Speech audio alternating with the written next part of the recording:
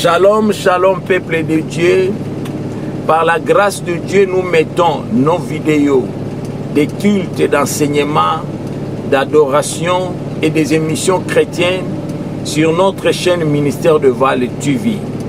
Suivez-nous aussi sur les réseaux sociaux, Facebook en live, WhatsApp, Instagram.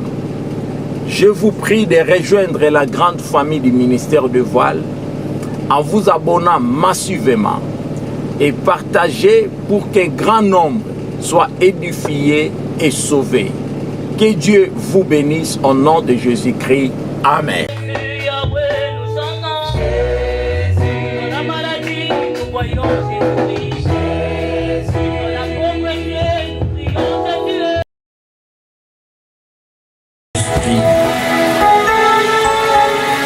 Que nous nous sommes déplacés pour se réunir en ces lieux où ton nom est cité jour et nuit, là où tu fais descendre ta gloire, et là où tu fais pleuvoir la pluie de la guérison et de la bénédiction. Éclaire-nous dans ta lumière, hors ta parole, c'est ça notre lumière, car elle est la lampe à nos pieds, pour que nous soyons bien orientés et dirigés sur une bonne voie. Éloigne le diable et le méchant et toute son armée loin de nous. Dispose les cœurs de tout et chacun. Ouvre notre entendement pour la bonne compréhension. Père, que tes saints anges inondent ce secteur pour notre sécurité. Que ta présence soit très manifeste et ta main puissante qui délivre, qui guérit, qui bénit, soit étendue sur nous pour nous délivrer, pour nous guérir, pour ôter les habits sales et nous donner ton identité de gloire au nom de Jésus. Amen. Alléluia. Amen. Que Dieu nous bénisse. Amen. Si tu peux encore acclamer Jésus. Gloire à Dieu. Nous sommes en train de parler sur le vêtement sale,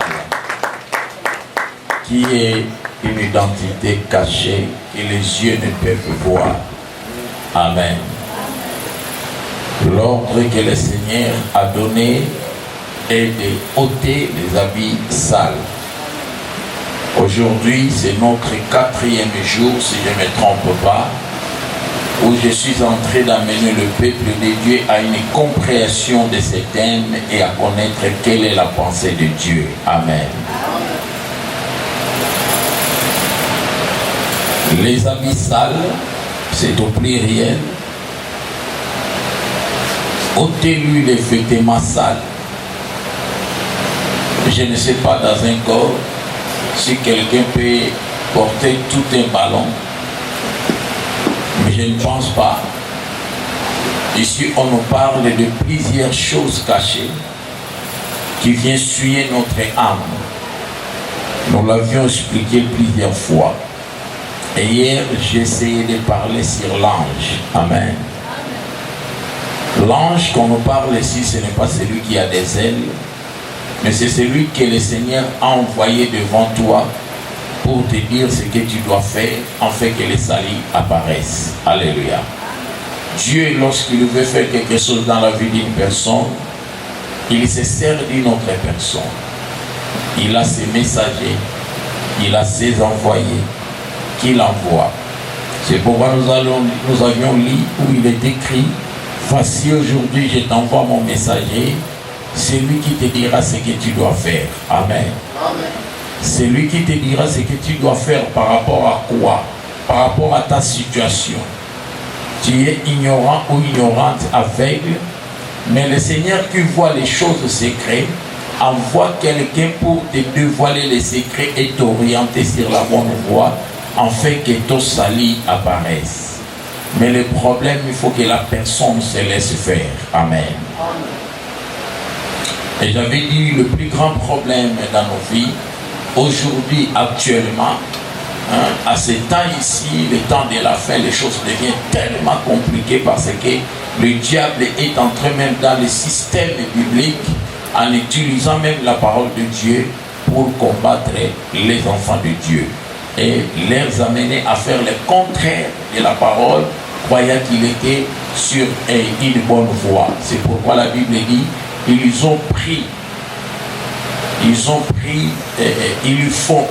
changent ce qui est bien en mal et ce qui est mal en bien. Ils renversent les choses. Et j'ai donné plusieurs exemples. Aujourd'hui, je vais parler de l'impureté. Le vêtement sale, c'est être impur devant Dieu, être impur dans son âme, être sale. L'impureté ne veut dire autre chose que la saleté. Et c'est quoi cette saleté? Amen. Ici, la saleté représente plusieurs choses.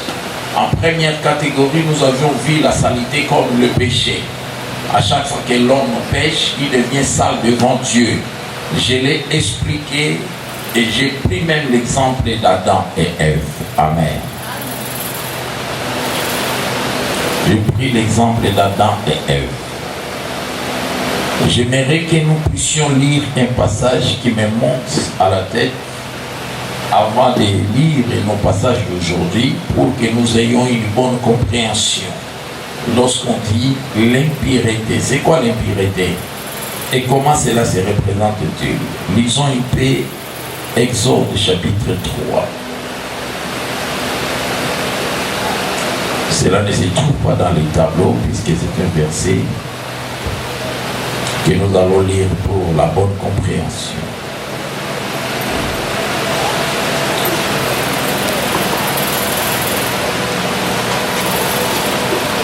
Et nous allons commencer par le chapitre 2, le verset 11. Exode chapitre 2, verset 11. Je lis au nom de Jésus. Moïse dit à Dieu, qui suis-je pour aller vers Pharaon? Exode chapitre 2, verset 11 au verset 12.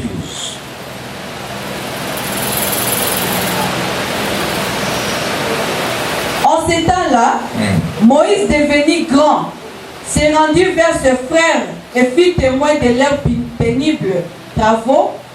Il vit un Égyptien qui frappait un Hébreu d'entre ses frères. Il regarda de côté et d'autres le voyant qu'il n'avait personne. Il tua l'Égyptien et le cacha dans le sable. Amen. Amen. Que Dieu bénisse sa parole. La Bible dit à ces temps-là, Moïse devenu grand. Un bon amen. Moïse devenu grand. Cette grandeur, ce n'est pas Dieu qui dit à Moïse, ce n'est pas Dieu qui confirme que maintenant il est grand, mais ça c'est la grandeur selon la pensée de Moïse. Amen. La Bible dit, en lui-même, il s'est dit, je suis déjà un grand. Alléluia. C'est ça l'idée. Lorsqu'on dit Moïse devenu grand, c'est-à-dire en lui-même, il se disait, je suis déjà un grand. Suivez-moi ici attentivement, vous allez comprendre la révélation qui est cachée là. Alléluia. Moïse devenu grand. Par rapport à quoi? Parce qu'il était un bébé lorsque le Seigneur l'avait sauvé la vie. Moïse était un enfant. Parce qu'à ce temps-là, le roi Pharaon avait donné l'ordre de tuer tous les fils. Tous les fils, tous les bébés garçons qui naîtraient chez les Hébreux. Parce qu'il avait peur, selon la prophétie, que c'était leur 400e année où les libérateurs devaient naître. Alléluia. Et c'est à cette époque-là que Moïse est né. Dieu, comme il est le maître suprême, qui surprend le diable, mais le diable ne peut pas le surprendre, il a joué un rôle que même le diable n'avait jamais compris. Amen. La loi est venue de l'Égypte. Celui qui a donné l'ordre, c'est le roi de l'Égypte, le plus puissant du monde. Mais Dieu prend Moïse. Il les cache dans la maison de Pharaon. C'est exactement ce qui s'était passé avec Jésus. Il est né, il est encore enfant, mais Hérode a la pensée de le tuer. La Bible dit quand les mages sont allés adorer, ils sont passés par Hérode, qui fut le roi à cette époque-là et le plus puissant du monde. Il dit à Hérode, nous sommes venus adorer un roi qui vient de naître. Ils n'ont pas dit un grand, ils ont dit un roi qui vient de naître. Alléluia. Donc c'est un enfant qui vient de naître, mais en lui, il y a la royauté. Car nous avons vu son étoile.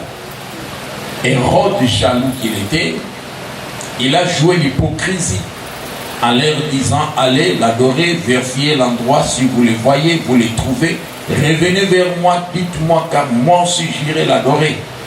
Or, dans sa pensée, il avait l'intention de tuer l'enfant parce qu'on lui avait dit qu'il était un roi. Aucun roi n'accepte de partager son trône avec une autre. Alléluia. Et l'Éternel qui voit dans les secrets a envoyé l'ange Gabriel pour aller prévenir à Joseph. Il lui dit à Joseph, prends l'enfant et sa mère, fuyez en Égypte, allez vous cacher là-bas. Vous ne sortirez que lorsque je vous dirai. Suivez-moi bien ici, quelqu'un peut me dire amen. Vous ne sortirez que lorsque je vous dirai revenez. C'est différent avec Moïse. C'est Dieu qui l'a caché. La mère de Moïse avait jeté Moïse dans le fleuve Nil. Pour la mère et le père, ils savaient que c'est fini pour Moïse. Au lieu de le voir étranglé, que les militaires de Pharaon puissent l'étrangler, ils se sont dit, vaut mieux que le poisson des eaux puisse les manger que voir le sang de notre fils. Alléluia. Mais c'était dans les plans de Dieu. Et quand Moïse a été jeté dans la fleuve, ça coïncidait que c'était le jour où la fille du grand pharaon est allée se laver avec ses servantes. Et finalement, cette fille a vu le panier où était Moïse. Il a pris le panier en ouvrant, il a vu un bébé très joli. C'est là où Dieu toucha son cœur pour ne pas permettre à ce que l'enfant meure, mais qu'il l'adopte comme son fils. Quelqu'un peut me dire amen. Et cette fille, le grand pharaon a dit, je l'adopte comme mon fils. Il grandira dans ma maison, il sera appelé mon fils. Et Moïse est entré comme ça dans le palais. À ce temps-là, Pharaon ne pouvait pas s'attendre que dans mon palais, il y a déjà un hébreu. Pourquoi? Parce que ça sert à présenter Moïse à un moment donné comme étant son fils. Et non comme étant un enfant qu'il a ramassé quelque part. Alléluia. Vous connaissez la royauté. Le grand roi peut faire toute une année sans voir ses frères, ses sœurs. Alléluia. Il peut faire même 3 ans à mon aidé. Alors quand l'un vient te dire que au moins qui a ici 2 ans, il a la facilité d'accepter parce qu'il n'a jamais vu, ça fait 3 ans. Et c'était comme ça. Et le grand roi l'a accepté. Et il a demandé à ce que Moïse puisse vivre dans son palais. Et à un certain moment, ils ont découvert des capacités, des potentialités que Dieu avait mis à Moïse. Et le cœur du roi était attaché au fils Moïse. Il l'aima comme son fils aussi. Voilà pourquoi on avait fait de Moïse un grand prince en Égypte. Parce qu'il était un grand combattant. Il était intelligent et sage car il avait le sang d'Abraham. Alléluia. En lui, il y avait la royauté. Et arrivé à un moment donné, la Bible dit, Moïse, se voyant grand. Alléluia. Écoutez-moi bien ici. Dans Matthieu chapitre 2, la Bible dit, Dieu dit à Joseph, tu ne quitteras pas l'Égypte jusqu'à ce que moi je te dirai retour. C'est-à-dire, il faut que l'Éternel lui-même te dise ce que tu dois faire. Parce que c'est lui qui a le contrôle des esprits. Alléluia. Mais lorsqu'on se croit grand en lui-même, selon la pensée humaine, et on veut apparaître avant les temps, c'est là où le diable était récupéré. Je ne sais pas si quelqu'un me comprend. Qu'est-ce qui se passe ici? Il y a certaines personnes, à un certain moment, à une certaine période, vu des capacités selon lui, il s'est dit, c'est pas la poitrine, il dit, c'est la coquille. Mais ce n'est pas Dieu qui t'a dit que c'est au coquille. C'est toi qui s'est dit que c'est au coquille. C'est ça l'histoire de Luc 15. La Bible dit, cet enfant devenu grand, il est allé voir son père pour lui dire, papa, son père lui conseilla en lui disant, ce n'est pas le moment. Alléluia. Et reste encore avec moi jusqu'à ce que tu seras bien formé pour bien gérer ton héritage. L'enfant dit non.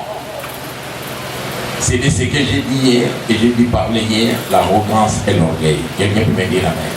Quand on est trop arrogant, on peut se battre la poitrine avant le temps. Et les conséquences seront néfastes. C'est ça Moïse. Il s'est vu grand. Maintenant, regarde ce qui se passe lorsqu'il s'est battu la poitrine pour dire que je suis grand. Puisque ici, il n'y a aucune place où la Bible nous montre que Dieu lui a vu en vision, où il a fait un songe, un rêve, en disant Moïse, l'heure a sonné pour toi, maintenant fais ceci. Non. Il n'avait aucune révélation, aucune directive divine. Il s'était comporté selon ses capacités personnelles. Alléluia. Pourquoi? Parce qu'il était très estimé et très considéré en Égypte. La Bible dit Moïse était le plus considéré parmi les princes de l'Égypte. Il était même au-dessus du fils propre du grand pharaon. Pharaon lui confiait beaucoup de missions par rapport à son propre fils Ramsès. Alléluia. D'ailleurs, le grand pharaon disait à Ramsès, son fils, tu as peur de Moïse parce que c'est lui que je laisserai le trône. Parce qu'il a les compétences et les capacités d'un roi, mais pas toi. Quelqu'un peut me dire amen. C'est ce que j'ai toujours dit, attention avec les éloges des gens. Lorsque vous voyez les personnes commencer à vous faire trop des éloges, vous élevez, mais Dieu n'est encore rien dit, faites attention. Ta chute t'attend quelque part. Le diable t'observe de loin et il va profiter par cette occasion pour rentrer. Car il va se servir de toi-même. Quelqu'un peut me dire amen. Alors, dans cette arrogance, qu'est-ce qui va se passer? Moïse est de passage. Il y trouve un Égyptien et un Hébreu en train de se chamailler, en train de se tirailler. Moïse se bat la poitrine pour dire, moi je vais résoudre ce problème. Le problème que Moïse veut résoudre ici, primo, il vole la loi de ce pays et il viole la loi de ce pays, il viole aussi la loi de Dieu. Je ne sais pas si je me fais comprendre. Amen. Puisque dans la loi des Égyptiens, aucun Hébreu ne peut tuer un Égyptien. Il est condamnable à la mort. On ne peut pas tuer un Hébreu, ne peut pas toucher un Égyptien. Parce que Baba Kolomboka. Dans la loi de Dieu, on ne peut pas verser le sang ou commettre un meurtre. Car le sang te sera redemandé. Car à Dieu appartient la vengeance. Quelqu'un peut me dire amen. Moïse a violé 2 fois. Qu'est-ce qui a poussé à Moïse d'arriver jusqu'à ce point à violer loi ya pays et loi ya nzambe? L'arrogance. Les kingai. Amen. C'est ça le vrai problème d'abord de Moïse. C'est pourquoi vous verrez qu'avec cette chose en lui, il a continué à commettre ses erreurs même quand il fut en mission de Dieu. Primo, à cause de cette arrogance, il a détruit les premières pierres que Dieu avait écrites, les lois appelées les livres de l'Alliance. Ce n'est pas Dieu qui lui avait dit détruisez-moi ces pierres où j'ai écrit mes lois. Mais c'est Moïse qui les a détruites.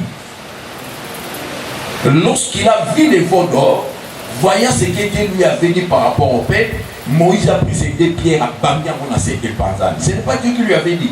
Pour savoir que ce n'est pas Dieu qui lui avait autorisé. Et Dieu n'était pas d'accord de ce qu'il avait fait. Dieu lui a imputé de former lui-même des autres pièces. Et ça lui a coûté 40 jours sans manger ni boire. Toute une peine. Moïse a fait 40 jours à tailler Karibama. Il faut. Et l'on a taillé. Ce qui a péché au mouton taillé. Bible Robi, Mila et Panabiso par dépendant de ça. Jour moko. C'est-à-dire, Moussalo Nzamba Sali na jour moko. Pour yon mouton Salambo, il faut écouter au bina. Nzamba taillé les banga. Na loboko na ye. Yo panzi yango.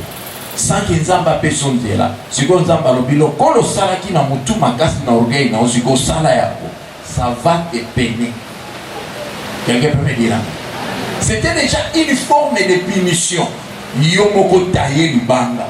Parce que Dieu connaissait pour la première fois. Si je donne à Moïse à tailler du banga, pour comme il s'allie banga le col à droite des années pendant Goubade. Je ne veux pas qu'il souffre, je veux m'en charger. Mais la dernière fois, Dieu lui dit Yomoko taillé du banga.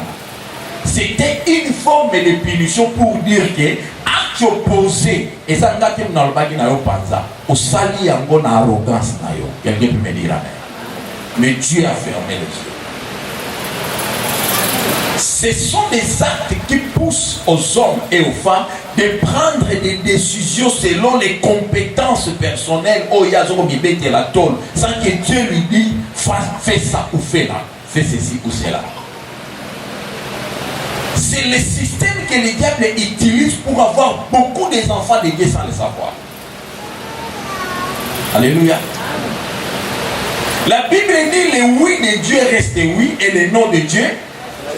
Personne ne peut changer le non en oui. Quand Dieu dit ne fais pas, ne fais pas. Quand Dieu dit fais, fais. Mais tu ne peux pas défoncer Dieu. Défoncer plutôt Dieu. Au sala 11 ans, ça va t'écouter cher. Écoutez l'histoire de David. La Bible dit il est allé combattre, il a rapporté la victoire 3 fois.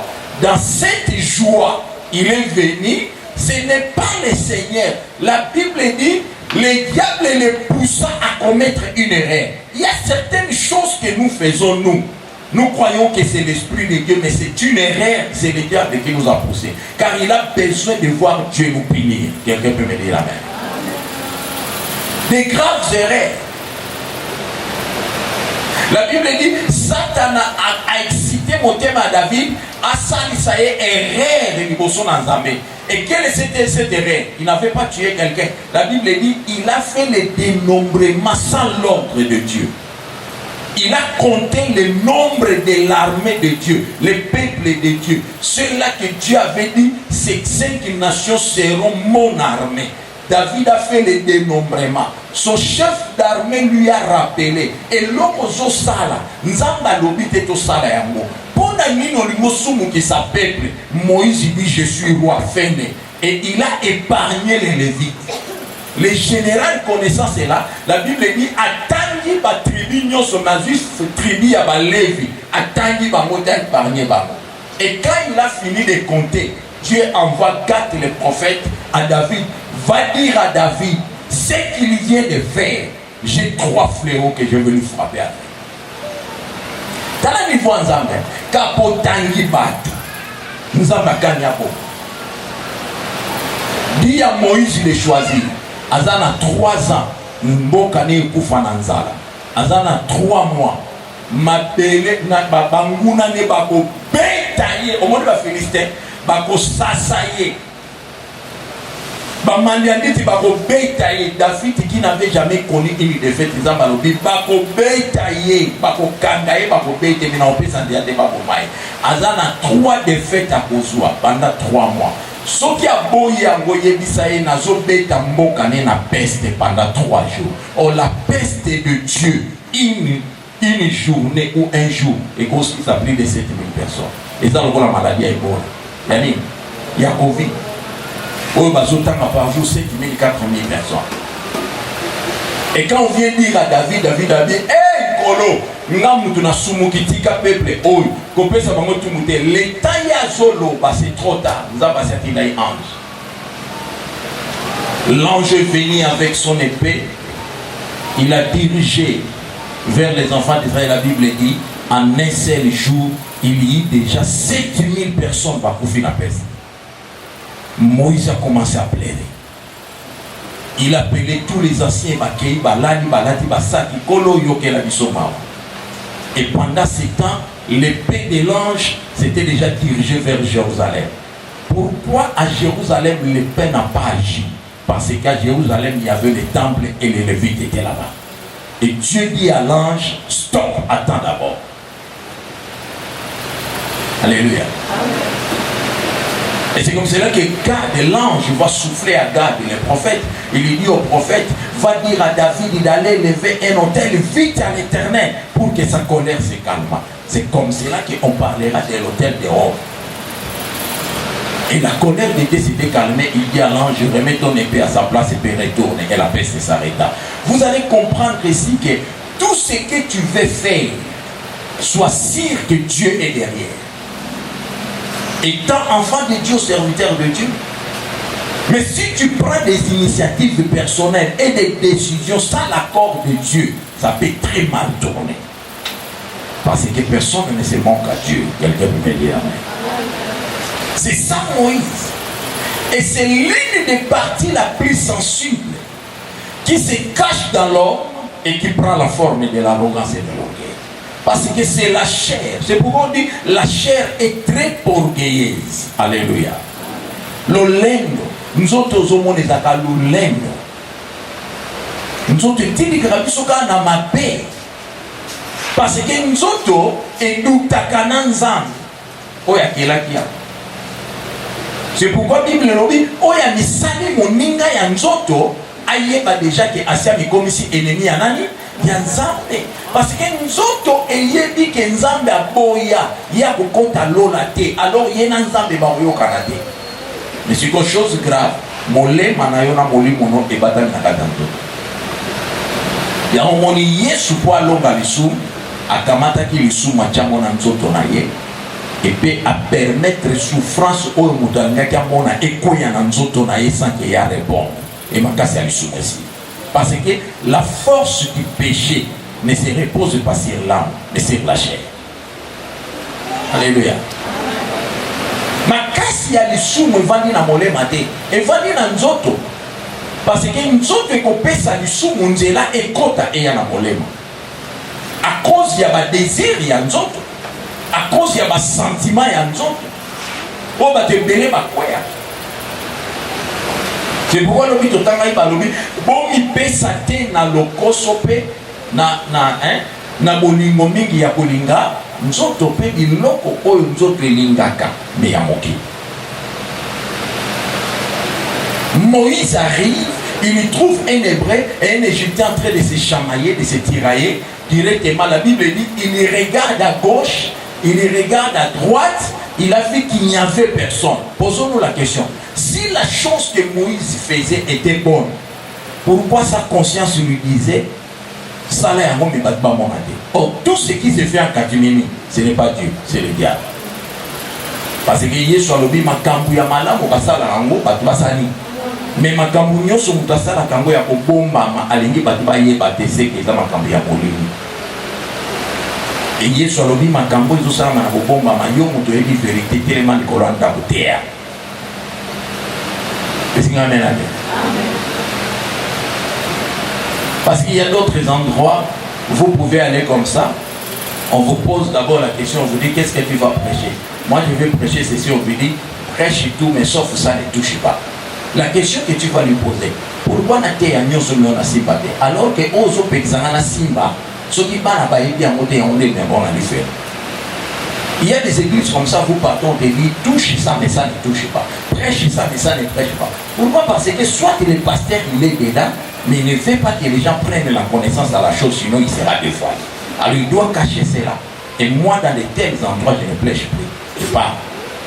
C'est C'est pourquoi au ministère de voile, à aucune fois, que ce soit les enfants de la maison, que ce soit ceux de l'extérieur, au royaume qui a accueilli, otika la kotuna kaya tam kolomota yusa bi pasteur albaki na ngana te ya brouillé na côté la on a bimela. Ce n'est pas ce temps car c'est l'esprit qui parle.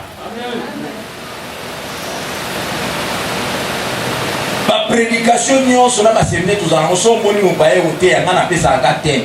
So ka tuni ya bisi etala thème bondela nzambala ki so place oloba. Esinga mena. Moi, je ne suis pas le Saint-Esprit. Je suis incapable de reconnaître les cœurs des hommes et des femmes. Mais l'Esprit de Dieu connaît nos cœurs. Il connaît de quoi nous avons besoin. Laissez-lui parler. Amen. Et Moïse qui regarde à gauche et à droite pour voir s'il y a les gens qui me regardent et qui me voient avant de commettre un tel acte, il avait peur de qui? C'est pourquoi la Bible dit personne ne peut tromper sa conscience. Et là, il faut conscience na yo la kisayo ezama la mutu ezama mabe. Mais ce que comme il est là pour terre 21 otomona ba omi bale ba telemangi na kwa zeli kuna na sia molili na nzito wana yeba mabe ba. Parce que son que zaki li solo a yeba obeta ngona molili il faut ba beta moi. Et Moïse a tué cet homme-là. Et quand il a tué, c'est lui qui l'avait épargné, cet hébreu-là. À comprendre que Moïse a fait ça les amabés. Le coup les acquis d'Israël, a kutumbo na kabatu. A qu'est-ce que a kuta misuna hébreu a provoqué Moïse a yesu a kuti kakaye. Tu quoi ils en a égyptien t'es na hébreu. Na obeta Moïse a dit. Mais yo, le les acquis na égyptien. Mais on n'est pas hébreu. Il a bino bo est là. Entre bino na bo matin. Tu n'as pas ça bino conseil nda baluga yo. Nana comme ça au juge na biso. Omoni makambo sala kiwana. Nana ofunda yo. Oyi ko boma les égyptiens. Oh, mais na boma ke kwa ngira boma yo na ofunda yo. Tant Moïse a pesi mon combat lobi et c'est que makambo e yebana. Ndeko kima ya Moïse. À quel que se retrouver par maman Diane. Alléluia. Maintenant, regarde dans chapitre 3. Nous sommes dans le verset 11. Qu'est-ce qu'il a dit?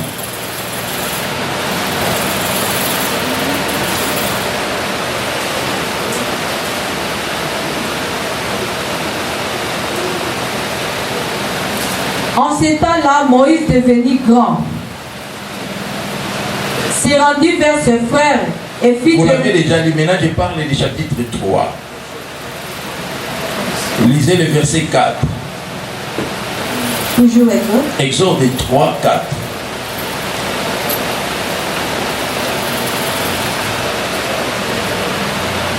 Moïse dit, L'Éternel vit qu'il s'est détourné.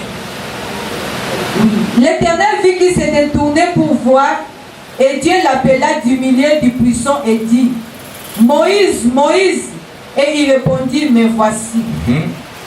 Dieu dit, n'approche pas d'ici. Ôte tes souliers de tes pieds, car le lieu sur lequel tu te tiens est une terre sainte. Amen. Il a fui pour avoir tué l'Égyptien. Il se retrouve chez les Madianites. Et voici un jour, il voit sur la montagne un buisson en feu, mais qui ne se consumait pas. Moïse dit, je vais aller voir ce qui se passe derrière ce buisson. Il arrive, il attend, il voit l'appeler Moïse, Moïse. Il répondit, mais voici. Et la voix lui dit, n'avance pas. Alléluia. N'avance pas, sinon tu mourras. Avant d'y avancer, tu dois commencer par enlever les chaussures que tu as dans le pied. Ce ne sont pas les chaussures que nous portons. Paul nous donne cette révélation. Jésus nous l'a donné en travers ses disciples en les lavant les pieds, où il leur disait, si quelqu'un garde ses pieds propres et pire, c'est que tout le corps est pire. Alléluia. Or, Paul vient nous décortiquer cela, il dit, c'est les ailes. C'est ici que nous disons, lorsque c'est la chair qui agit, les ailes n'est pas spirituelles, mais elles deviennent les ailes charnelles, qu'on appelle les ailes amères. Et l'oko ya bolo, les ailes ya bolo. Vous savez, les ailes amères ne donnent pas la vie. Les ailes amères tuent. C'est pourquoi bana Israël étant bakomi na ngambo ya mer rouge, bakutanaki na rivière balobi mai nango ezalaki bololo, soki bameli bazosani bazokufa. Na Jéricho tango Elise aleki babi mai ozomona na misu kitoko mena kati nango bomo ezate ezaka liwa eza bololo, soki mukameli fa kufa. Dans ta vie, si tu produis les ailes ou l'eau amère, tu amèneras la mort. Quelqu'un peut me dire amen. Ce que tu dois amener dans ta vie, emporter dans ta vie, c'est la vie qui est la parole de Dieu. Car Dieu dit à ses disciples, un jour il était dans la temple, au milieu, il lui dit, venez à moi vous tous qui avez soif, car je suis la source d'eau vive, l'eau qui donne la vie. Et la Bible dit, il lui parlait de l'esprit que les hommes devaient recevoir. Alléluia. Alors la question que nous devons nous poser, lorsque nous agissions en dehors de la volonté de Dieu, nous sommes animés de quel esprit? Si Jésus dit, il parlait de l'Esprit Saint que les hommes et les femmes devaient recevoir. Si nous sommes animés, si nous sommes dirigés, si nous sommes conduits par un esprit qui ne glorifie pas Dieu, nous posons des actes à la contre de la parole de Dieu, nous sommes animés de quel esprit? Amen. Amen. Prenons maintenant la Bible dans Luc.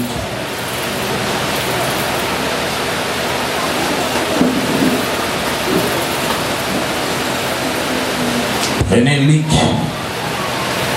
chapitre 22, le verset 2 à 4. C'est au tableau, maman. Les principaux sacrificateurs et les scribes cherchaient le moyen de faire mourir Jésus et ils craignaient le peuple. Or, Satan entra dans Judas, surnommé Iscariote, qui était du nombre de 12. Et Judas alla s'attendre avec les principaux sacrificateurs et les chefs de garde sur la manière de leur livrer. Amen. Amen. Alléluia. Amen. Suivez-moi très bien ici. Je peux me dire amen. La Bible dit les principaux sacrificateurs. J'ai parlé d'hier, les pharisiens. Alléluia. Les principaux sacrificateurs et les scribes. Baolobela batu mususu te baolobela banganga nzambe minene. Or dans notre thème, l'Éternel nous révèle celui qui était habillé des habits sales était qui? Il était qui? Les souverains sacrificateurs. Ici on parle de qui? Les principaux sacrificateurs. Ce sont les personnes qui occupent le premier rang dans la religion, dans l'église. Alléluia. Mais regarde ce qui se passe maintenant. Ces gens cherchaient à tuer Jésus. Qui est Jésus? La vérité. Parce qu'il dit, je suis la vie, la vérité et le chemin. Je suis le chemin, la vie et... Maintenant, ils cherchent à tuer Jésus. Qui cherche à tuer Jésus? Les principaux sacrificateurs. Banganganzam. Nine. Alléluia. Écoutez-moi, enfant de Dieu. Tu as en toi l'esprit de Dieu. Lorsqu'on te parle de la vérité, tu seras dans la joie. C'est lui qui on dit la vérité et cette vérité excite la colère en lui. Son âme est sale. Nous devons bien voir la part des choses. Pourquoi? Parce qu'il y a des enfants de Dieu, même si on lui fait des reproches qui sont normales. Assileki, tu te fâches contre qui? Contre la personne ou contre la vérité qui t'a parlé? Amen. C'est vrai, la Bible dit, tu es animé de quel esprit? Les principaux sacrificateurs cherchaient à tuer Jésus, à l'éliminer. En d'autres termes, ils cherchaient à effacer la vérité. Hier, nous l'avions vu et nous l'avions lu. Parce que Jésus dévoilait leurs secrets. Alléluia. Nous devons les tuer. Mais dans l'apparence extérieure, Baba Santo.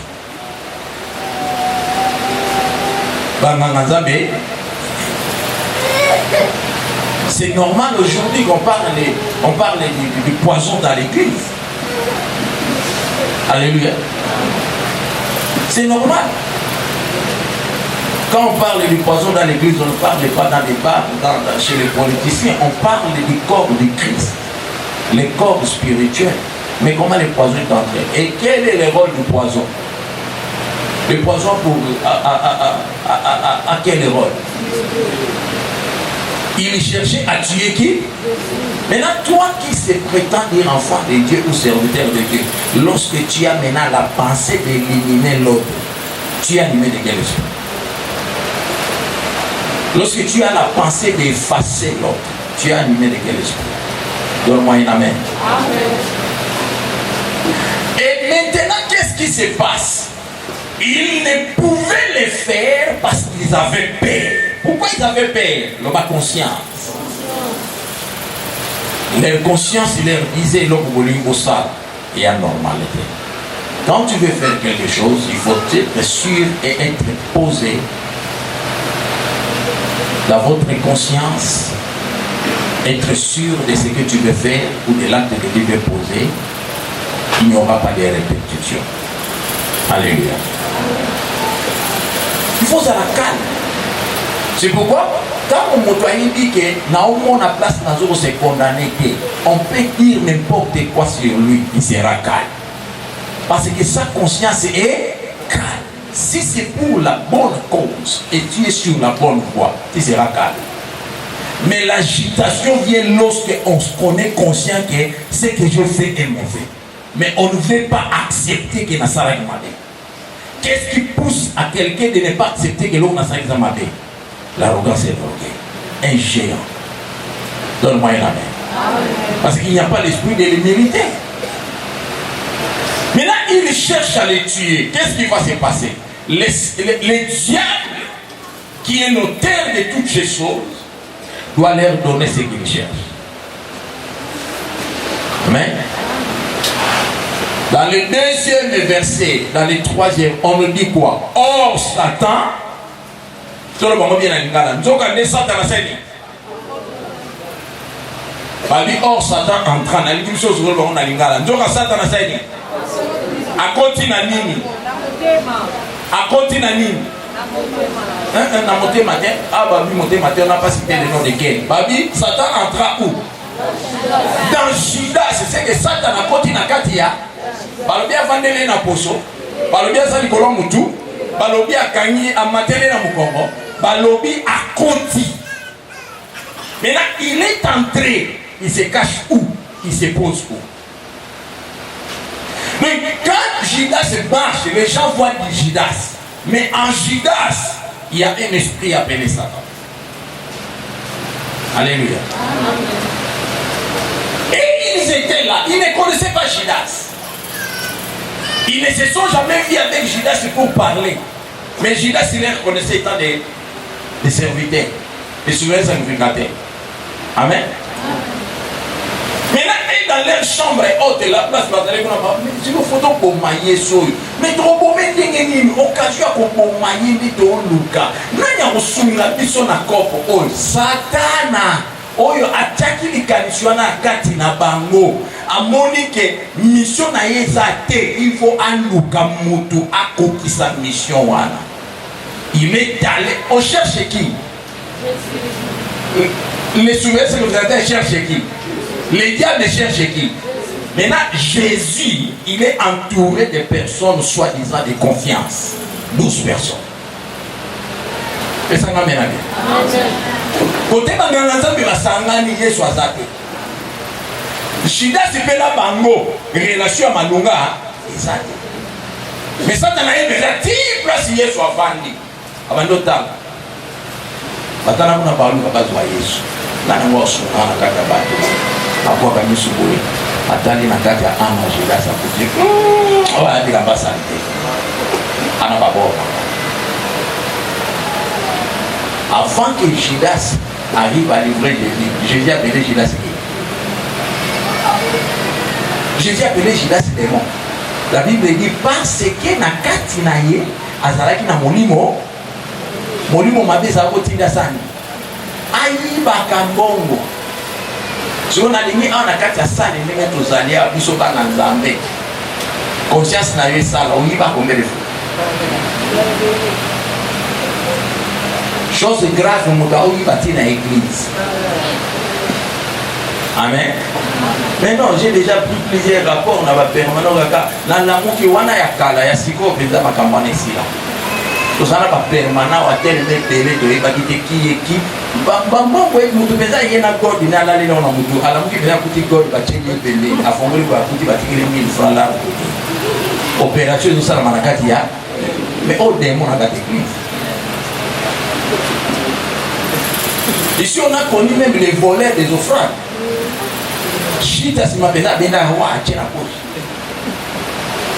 Sans connaître les conséquences de l'eau social. Amen.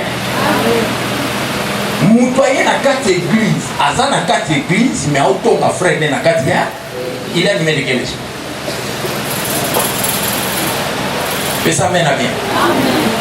Moutou Azan na quatre églises a obéta du solo et a déconné na quatre églises mais dans les mensonges pour qu'Akani a créé les propres à animer les esprits. Mais après cela, il va prier très fort, voire même parler à et ça m'amène à Kénégo. Amen. C'est qui yo tout ça là déjà tout le là des témoins il y a hôtel où les vêtements salités tout ça pour y aller à Joseph mais à Joseph parce que ceux qui ont compris la vérité ceux qui n'ont pas sur le solo pour objectif c'est d'aller faut que dans l'eau là na autant ils sont comme mokili ceux qui ont raté l'eau là on a un problème. Amen. Judas n'a démon au balobi à Samuibi. Il y a même des frères, des sœurs, des serviteurs, des servantes. Je vais passer qu'à responsabilité. Gérer une petite chose. Quand on a papa, mon père, c'est ma vie. Parce que tu es dans la boutique. La préférée n'a pas témoin de Jéhovah.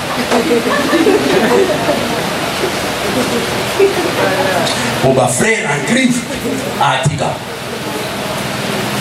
Bana parole, bana prière. Mais c'est rien.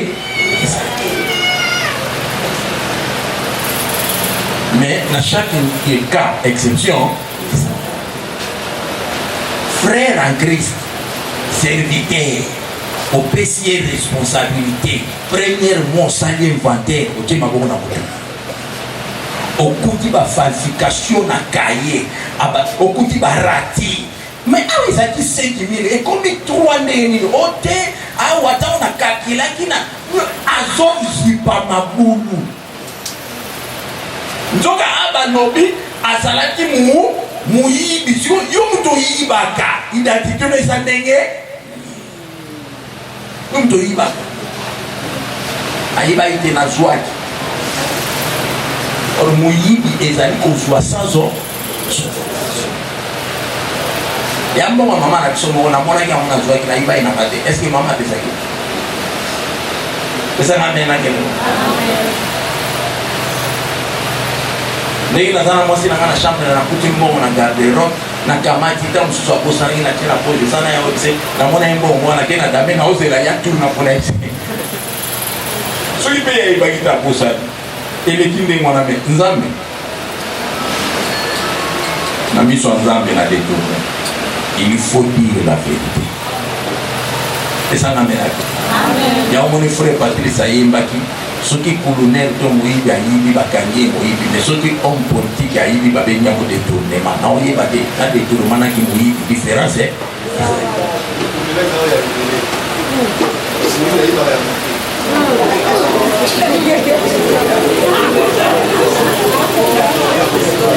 Mais ça m'amène à bientôt une la prière.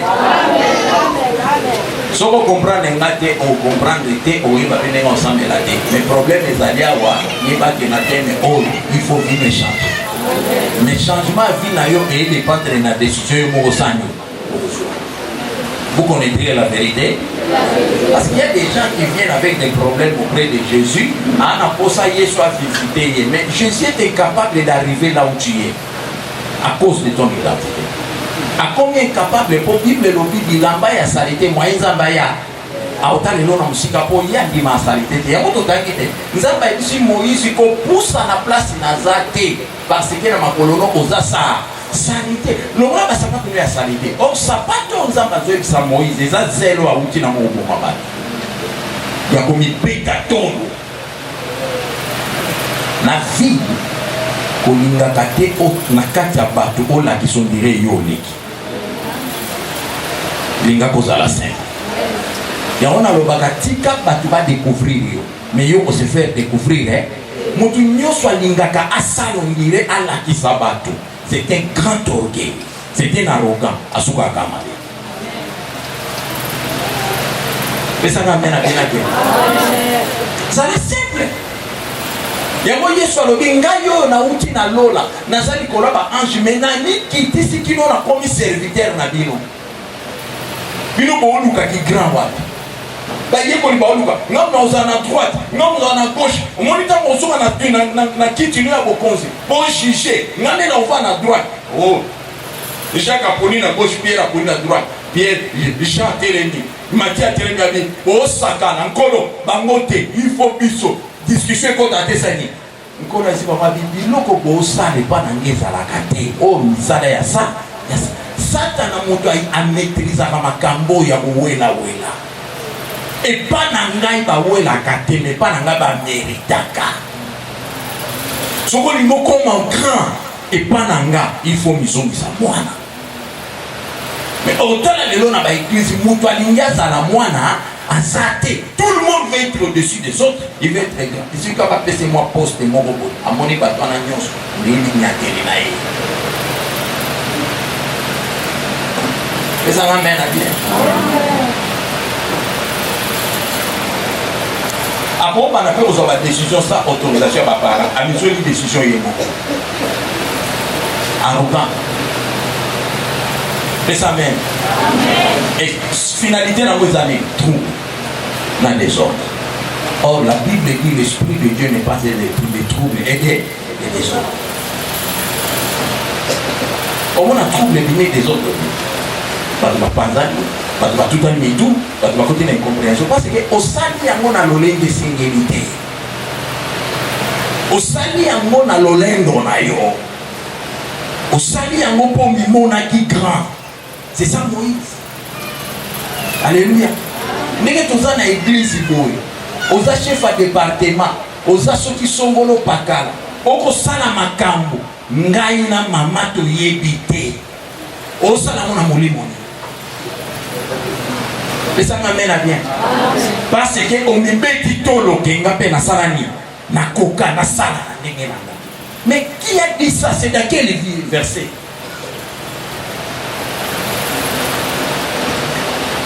Ya mwanza mbesi Moïse alobi omoni bizaleli outi na ngokuna zeli no wana ya komimona ke na koka lomola ko kokota na place na zate wa salite. Lomola mona makolo. So li moko te pa nanga kota makolo ngulu elingelo bani. Mimona inutile ngana bana siko ko sala yo. Niki dit ça. Non monita Moïse a tosi. La première chose à l'omoli ça pas du ami balé Bible mbunzu na se alani. Mais tango yaki aota la moto wana za ibe ya hotel mondiga za liboso mninga na ye. O ni na ngweleka o sunani o su numéro nini oyi. Nzamba tale ya lobita. Bible la oti na on Égypte mais mi oti ah. Moi. Quand on a sabat, humilité côté.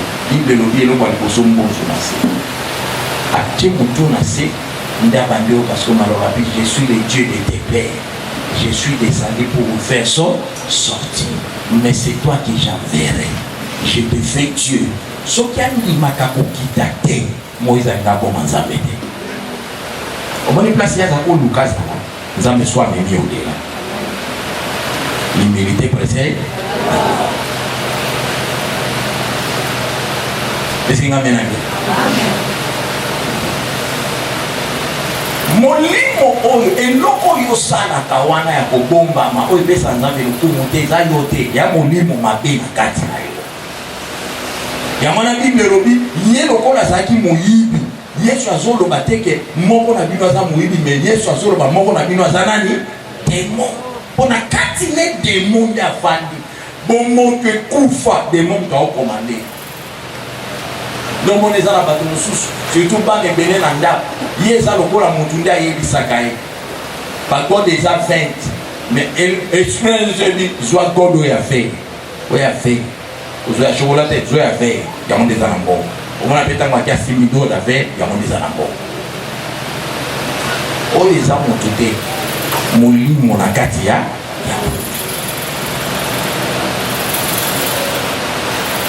esinga mena yo.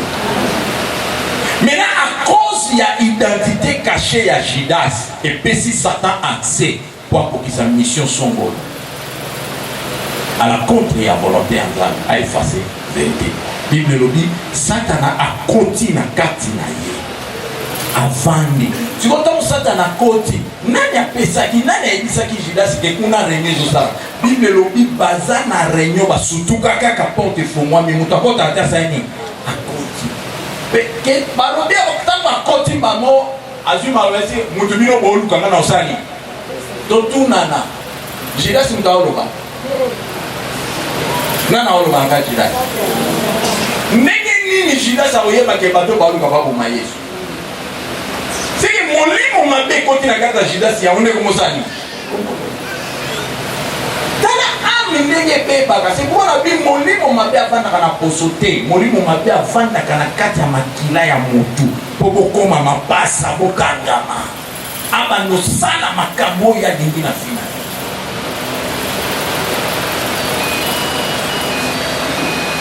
kokota ta kotika mama bi moto bino booluka nga na kopesa bino ye na bango mpe basutuki babi o yo ndenge ke to bo yebisa biso to oluka nani oluka Yesu ngana opia bino ye Bible lo bimbala moko ba sacrificateur ba sebeli eloko to za koluka yango olingi ni poto pesa yo koluke na ngala so pesinga mbonga na opia bino mais moto yake kozwa engagement o aza parmi ba yekoli anani peko bima na ye abimaki eza te kauta ye na ndako na ye baza ensemble bavandi bakoprepare Pâques. Yesu atindi Pierre na Jean bokende osomba mapa na vin to prepare Pâques. Pendant tout ce temps-là ya bapréparatif basutuka Judas alikwa mais kote ake otayebai kote ake ka Yesu yo moto bimaka oke koluka songolo pakala uniquement po osala moninga mabe oza dime na molimo pesa mena ke moto abimi na ndako na ye ake koluka motu mosusu uniquement kaka po ba crucifier frère songolo sœur songolo bozokende osala ngo na intérêt oza dime na molimo tio miniti wana posa nzambe apesa yo nzambe aya na secours na yo nzambe akoma na yo elongo akokota ndenge nini pendant que quand il te regarde devant toi il est mort parce que ce n'est pas toi qui se déplace mais en réalité c'est Satan qui te fait déplacer pour atteindre l'objectif na yo et c'est nga mena bien. Lorsque tu es conscient ou consciente que l'on a loba pour na X ou Y que ça vérité, mais l'on a loba et qu'on détruit qui est animé de quel esprit. Ce n'est pas celui qui est loin, qui te connaît pas, qui saura te détruire, mais il faut que ça soit celui qui te connaît bien. C'est pourquoi la Bible le dit, or pour moi aura pour ennemi les gens propres. Balobi les gens propres. Balobi famille, balobi de sa maison. Sa propre maison, c'est-à-dire son entourage. Et c'est un bien. Ba pasteur ebele ba kufi na poison eza ba talibanda te. Et a moto asinti ende ba corrompre kela e poison. Ndenge biso tozali ako bano na pesa confiance. bayebi place na chaka mai, bayebi place na simba kakingani. Si quelqu'un me cherche que bana wana bazana molimo mabe, il va corrompre ces enfants là. Moko osala ngadanger. Mais malheureusement pas de simba. Pour ça na verset moko le bible on met la poisson mais ça bino. Chaque jour la bonne la kavana bimana tongo verset wana na rappel à ngonza. Puisqu'on sait jamais. Par contre, on a douté, tout y est banité, à sa approche, il a la confiance, n'a été, bah, il s'y est qu'elle mais tant que Zoya, n'a pas fait la kenge, yo, nanati.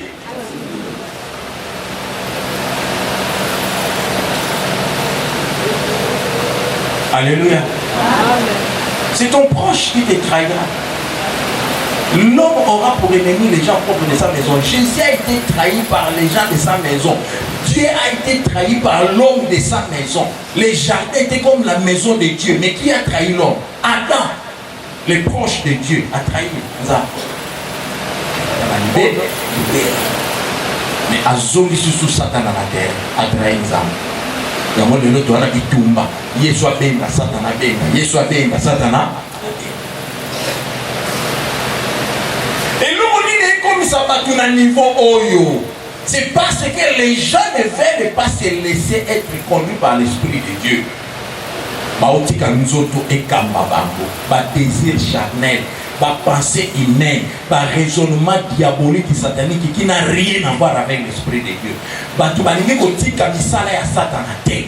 Batu basaka na mensonge, batu basaka na muyibi, batu basaka na matongi, batu basaka na bilulela, batu basaka na ekobo. Nzoke eza biloko oyo Satana zwaka moyen kokota na vie ya mutu avanda pour sala musala na ye. Car ce sont des esprits qui poussent aux gens de le faire.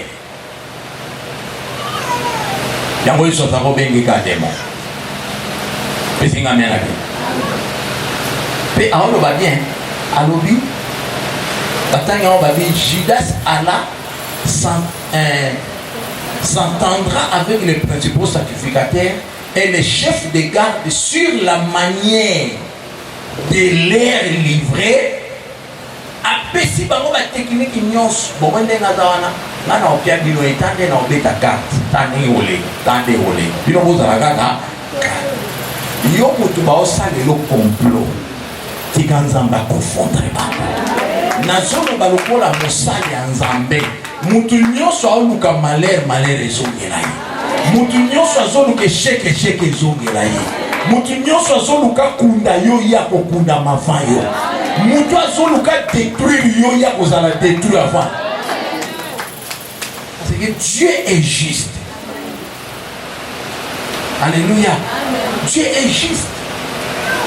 Kosala ke loko te po enuire mutu. Mais sala ke loko po komisa nzambe.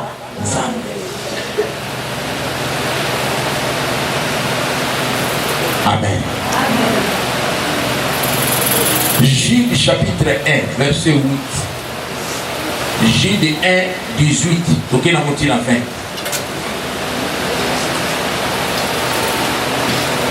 J de Zanaka chapitre 1, verset. J chapitre. J. Et ça, J, j'étais J.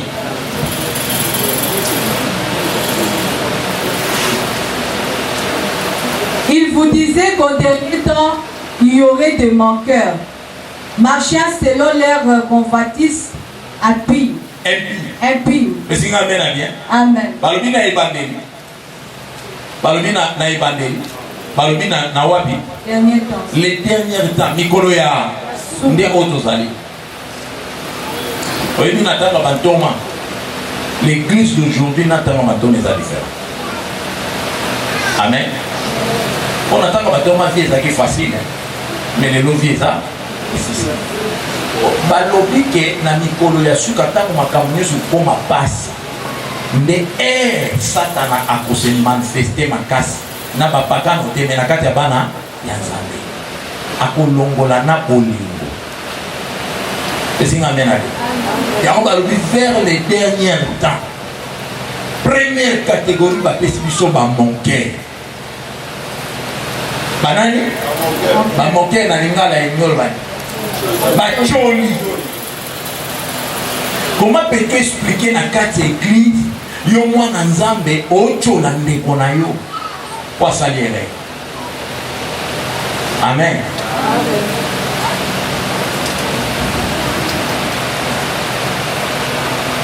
Asali yango bien te, asali yango na erreur. Roma mi bali batala ni baseki. Ne sachant pas que tant que vous opposez actuellement dans l'église, vous suivez au quotidien arrangé. Vous êtes animé d'un esprit mauvais. Comment il va te faire ça? Tant que vous avez ça, il suffit qu'à la bino actuellement na comme un déconcentré. Et vous devenez une pierre dans la chute. On déconcentré. Alors que nous voyons ça, nous avons ça. Aujourd'hui dans les églises, il y a et ça n'a pas tout le monde va s'arranger quand il m'a pas mal d'andé là comme tout le monde va inspecter. Ah va salir à mon bien. On va place à l'audio à mon bien. À l'andé là on a pas alphabétisation mouche. Pas orthographe. Si vous regardez dans l'audio à quoi place à là à l'audio là comme on a bataille mon bali basé qui va faire. Aux autres choses là. Mais ça m'amène à quel? Il y a mon aspect la nastonographie. Amen. Écrivez ce que vous attendez sans tenir faute. Yoko makaka. Essentiel que nous devons comprendre l'essentiel de la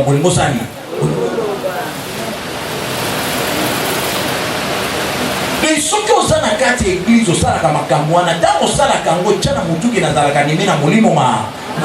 parce que ce n'est pas l'esprit de Dieu. Quel est le rôle de cet esprit? C'est décourager celui qui a la bonne volonté. Parce que tant que nous avons moyen de continuer, mais en forgeant, on devient forgeron. Sungaye à Kébéliboso. Pour bloquer. Si on t'a vu aux autres aux animés dans mon limo, ça n'arrivera qu'au dernier temps. Pourquoi? C'est le diable en personne dans la Katabat. Pour décourager et détruire l'œuvre de Dieu.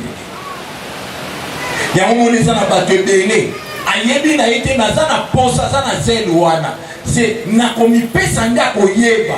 Mais le kona kuta na kina bacholi a se décourager. Moyen continuer ça. Atiki nanya décourager mocholi oyo. Ya chola akaka.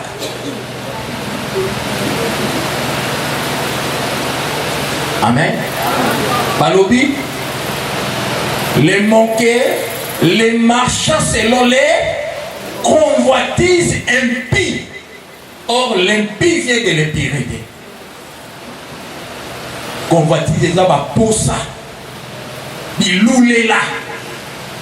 Ma canisia au moto. Il y a quand ça sur la bonne voie. Tu as mon ma belle mon sani. Mani wa animé. Qui t'a la sément. Ce sont ceux qui provoquent les divisions. Yoka rôle ya mungiloko na ototan. Pesa na menadi. Rôle na mo et ça la ligne.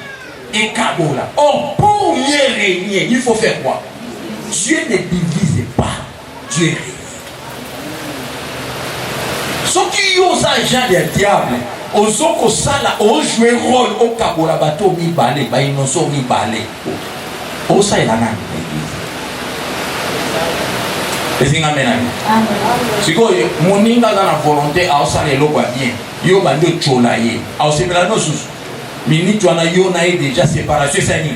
Moyen ça confiance et place s'attacher na yo parce que yo sont cholaye. Déjà créé ni. C'est une division.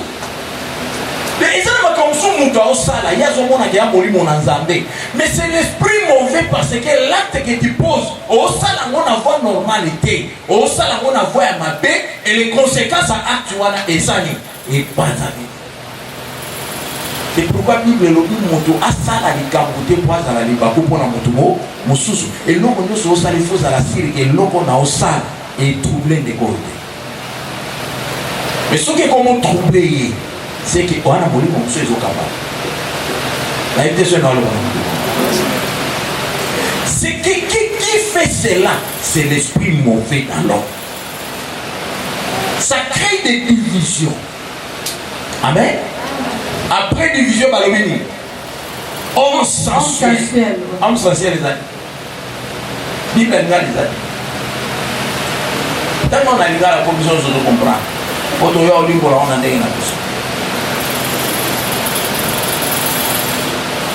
J'ai des ans à souka avant comme à la matière. Amen. Et n'ayant pas amené l'esprit qui est le Saint-Esprit. C'est-à-dire que nous avons ça la makamba boena kati na molimo na Nzambe. C'est pourquoi on dit à Judas, l'un de vous était na place à la molimo na Nzambe, mais à la molimo ni démon na zana rôle. Démon na zana rôle ni. Démon na zana rôle ya kopepisa musala Nzambe, ya kotetuni ba vie ya bana Nzambe. Nde misala bandoki basala. So ozwi mwana ndoki, ozwi mutu aza ndoki, akoti na image ya mwana Nzambe na église, boyeba kaza ndoki, omona ke vie ya mutu wana. Soki ka akoti na groupe bazalaki bien, ye soki akoti groupe bazali. Tiana mutu ke mutu aza mutu misala ma. Parce que na sorcellerie to ça na conscient na inconscience. Le azala ka ndoki me mo kwa yeba te kaza. Parce que mutu aza na molimo mabe, molimo na Nzambe, soki akoti place batu bazali abakisi église. Mais ce qui présence na yo, il faut panza batu, il faut me tourner. Na kambami na molimo, et ça place mon côté partout les caca, au menaka tout. Au kambami na molimo. Mutu malamu aye na ndaku, boyambie mupanya na ndaku, il faut aye na mupeme malamu. Mais ce qui boyambie mutu ndaku e baby, ndaku pete tenga ni, ndaku komi rectangle, komi tuna, mupayoto yambie azana. Dans 1 Samuel, David a yamba mupaya, mais mupaya wana mema épée. On ne parle pas de quelqu'un, on parle des voyageurs. Prophète dans ma zone babi mupaya moko azalaki ne koleka, tango akoti na ndaku ya riche abebisi ndaku ya riche.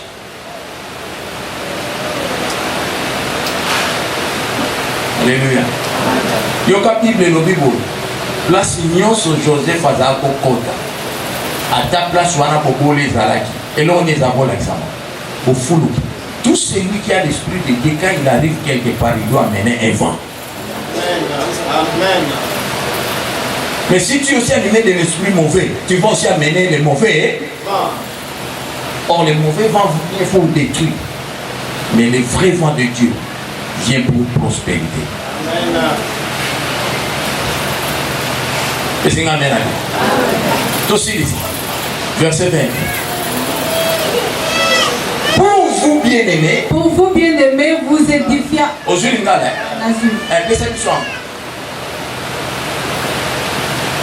Sont ceux qui provoquent des divisions. Matango ya suka ekozala na bacholi oyo bakotambola kolanda baposta na bango. Oyo bakotindika bango na koboya kotosa makambo ya Nzambe. Bazali bato oyo bakoboya kotosa maloba na Nzambe. Bazali ba oyo bakotisaka bokabwani kati na bato. Bazali lokola banyama pwete bazangi molimo na Nzambe. Yoka homo sensuel nde babengi moto nyama. C'est-à-dire makambo aosala aokanisa te aosala makambo lokola nani nyama sans cesate. Mais ça m'a bien. Amen. Makambo aosala moni batu zo ba vene bota biko. Mais en réalité comme ça boité mais il y a d'autres trouvé un normal. C'est que sans ya mutu na kati na ye les ça suspect. Osio mona nyama na bilamba. Mais ça mène à kende. Amen. Amen mata. Amen. Osio mona nyama na bilamba.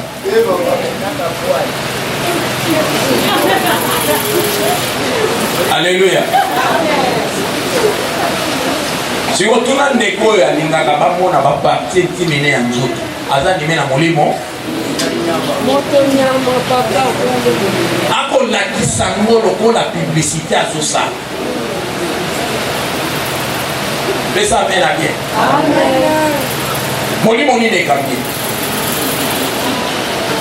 Amen. Amen.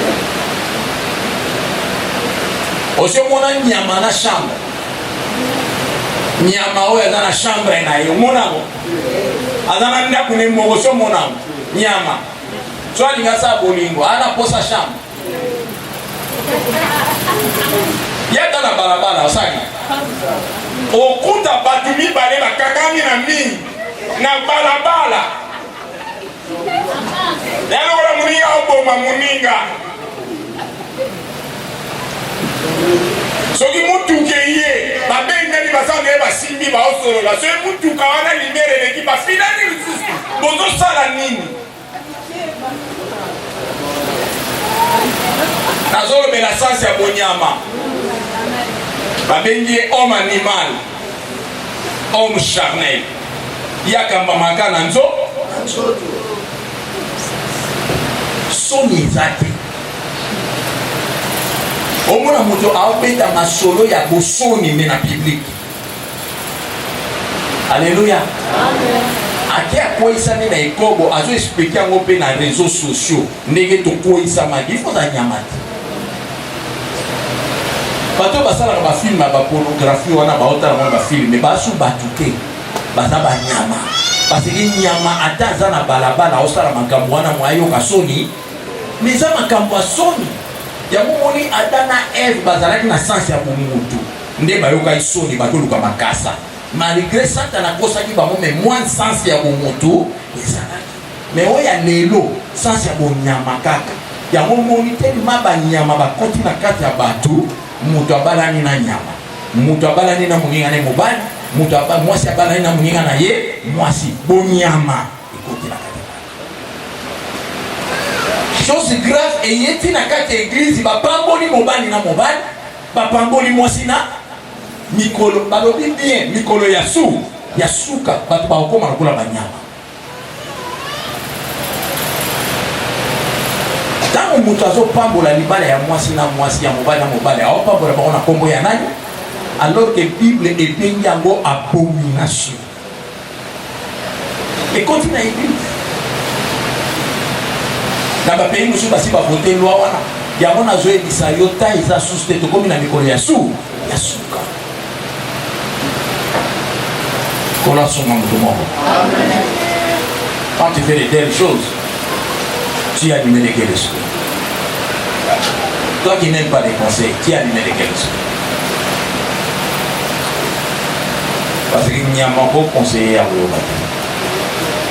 Malgré que c'est tika likambo ya osala mosusu mais mutu ya mutu akambami na molimo na Nzambe so yebisi eloko eza mabe bala mwasa ene yango Paul alobi boye soki biloko oyo nasi naliaki nasanzaki nazongeli yango soki naza so moto te nakomi nani mbwa. Paul apesi exemple ya mbwa puisqu'il n'y a que les chiens akolia biloko asanzaki abi soki mutu akomi kolia biloko ya sasanzaki azongeli yango soki aza so moto te akomi nani mbwa. Biloko oyo soki osanzaki eza vi oyo ya mabe oboyaki ntango mipesi epa Yesu oyepa Yesu ozongeli yango seke Yesu ntango ozotala ozomona moto yango mono nani po conscience na yo elakisaki oyo ke vi oyo eza mabe natika ngo nakende epa Yesu sikoyo ozongeli yango ndenge sikoyo tozongela yango na mokili te po tobike tolongwa dia na mokili tozongela yango sikoyo na kati ya eglise na longwe na mokili na ye na kati ya eglise me makambo naboyaki na mokili na ye kosala ngo na kati ya eglise. Ntango oza na eglise yo ozomona Nzambe aomonanga me ntango Yesu aotanga omona mbwa yango moni mwasi mokana na Yesu alobaki yo na opeso te poza nani mbwa. Nomona mutu ademere na eglise ademere ekomi lokola Yesu amona bato nyonso me so akomi na tour na ye Satan asufle molimo apuki Yesu alali tika Nzambe amona yo longola bilamba ya salite bilamba ya problème ya gloire à Nzambe va apparaître. Qui suit l'homme? C'est l'esprit mauvais. Ce que je voudrais dire ici en un mot ndenge tozi kotanga bapassage nyonso elobaka eloko moko soki moto alandi nzela Satan akokoma lipasa na ye Satan akokota na kati na ye Satan akotindele milimo na ye milimo wana baoba na kati na ye bazwi forme po bakokisa mission ya Satan. Il n'y a pas de rapport entre les ténèbres et Nzambaka Molabiso. Luc chapitre 13.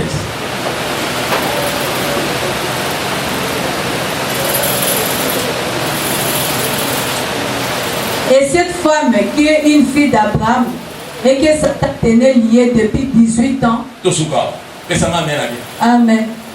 Ah, Yesu tazoloba. Alors, mwana oya za mwana ya Abraham. C'est-à-dire qu'il dit mwana Abraham, mwana ya alliance. Aujourd'hui, bana ya Abraham qui sont dans l'alliance, les alliés Abraham et Israël et des appuis sauf autres dans l'alliance et sont assis les chrétiens. Mwana nzambe. Awaza circoncis aza mopaka te. Aza racheté au nzamba somaki na nzela ya bana même bakufa na Égypte. Puisque le prix que les Hébreux ont payé en Égypte, c'était le prix de rachat. Nzamba somba bango en échange na banyama. Pour pas qu'on aille. C'est ce qu'on a bien. Ne pas quitter Abraham. Nzamba somba bango à partir alliance pour Nzamba sala en Abraham en échange de Isaac. Il y a un moment où Bible le bita moi épargner Isaac yé mon va pesi Abraham même à mobile ya Gemba. Alors bi pour moi il a placé ya Isaac. Mais moi na moi shoyo mama oyo azana kati église azana kati alliance Abraham mais Satan a gagné. Yesu alobi moi shoyo mona Satan a gagné babili Satan a gagné basinga. Ça fait combien? 18 ans. Cela veut dire quoi? Mais ça mène à dire. La Bible parle que cette femme était courbée. Courbée, l'ignore banim. Azaki na konki. Moyen tel matoutoua. Exact. Batunyo soto baota la baonye bate mwana mwasi oyo. Ana konki. Solution pour naïe exacté. Et un malade ils a la passé à la opération. C'est que vie naïe mobilisation l'idée. Même quand elle vient à l'église, même elle-même, en elle-même se disait. Na sali la nganda meti na okufa pour histoire nous avons lango azate. Mais regarde Jésus qui va là, qui connaît ce qui se passe dans l'homme, qui voit ce qui se passe dans les lieux secrets. Quand il vient, lui ne voit pas la maladie, lui voit un esprit. La invitation dans le parent du monde. Bah tout bien se va au monde malade, hein? Mais Jésus quand voyait à un monde maladie, à un monde anime.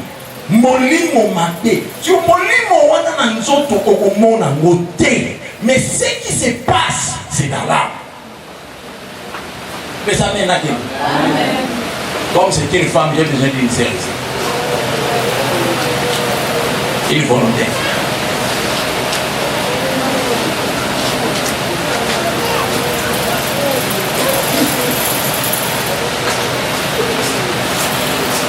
Amen. Amen. Bon amen. Amen. Dis-le-moi. Bon, on a posé à Singamongo. Salut, hein. C'est la grâce. Ça m'a signé.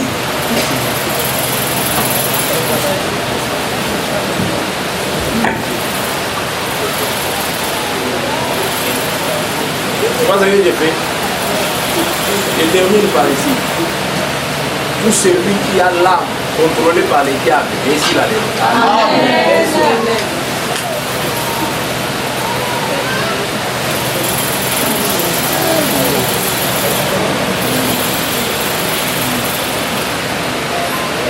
Là, on peut continuer. Allez, Kumbam. Kumbam. Voilà.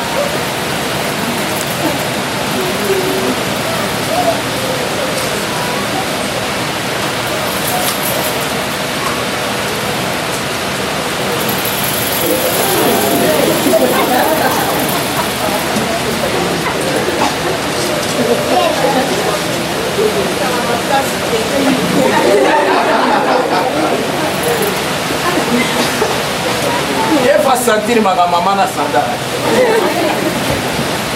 Il faut bien amen. Pourquoi ça va me commenter par Luca?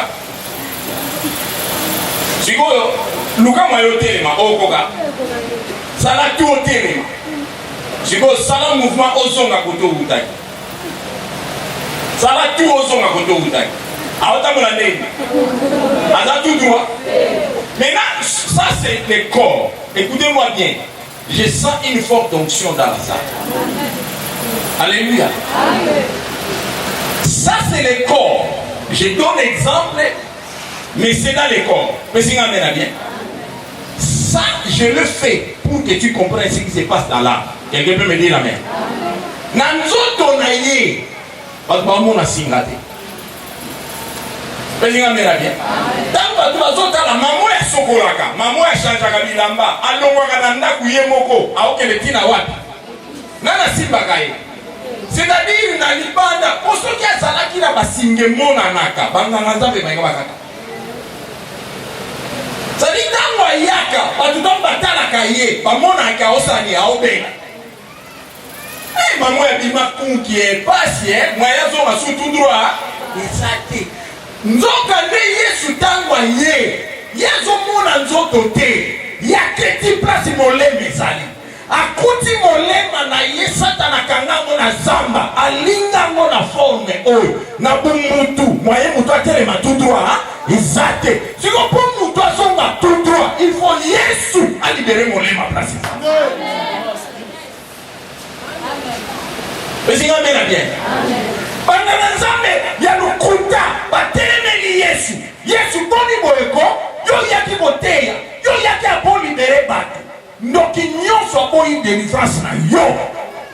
Yesu va s'occuper.